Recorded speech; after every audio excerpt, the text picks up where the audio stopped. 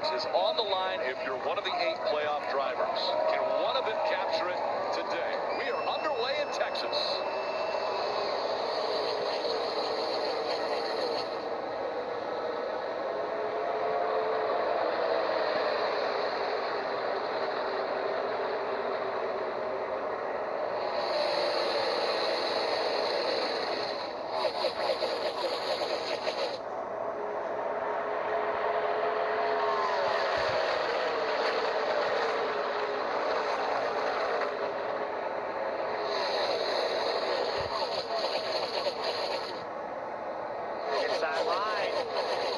Yesterday, it looked like the best place to restart.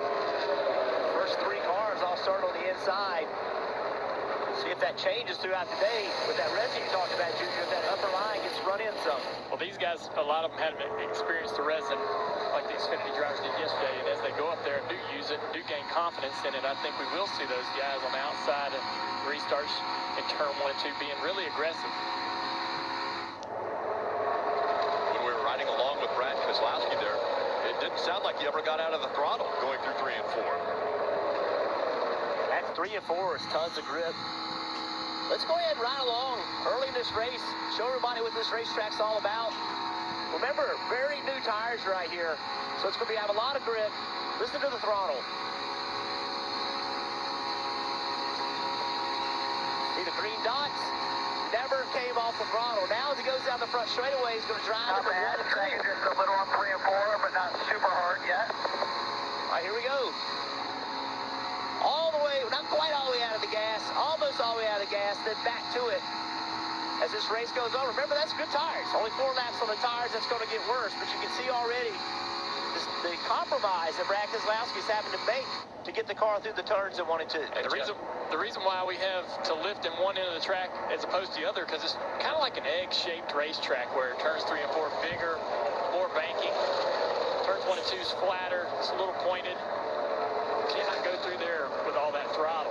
That's where we'll see a lot of guys make some gains and passes. And Dale, to your point about the 2 different shapes, I was going to mention his feedback was great. You know, you wanted to touch the racetrack in 3 and 4 because with that banking, the car is going to travel more. We look at the 9 that Chase Elliott had to start at the rear of the field. He's already up 9 spots, doing a nice job inside the top 20.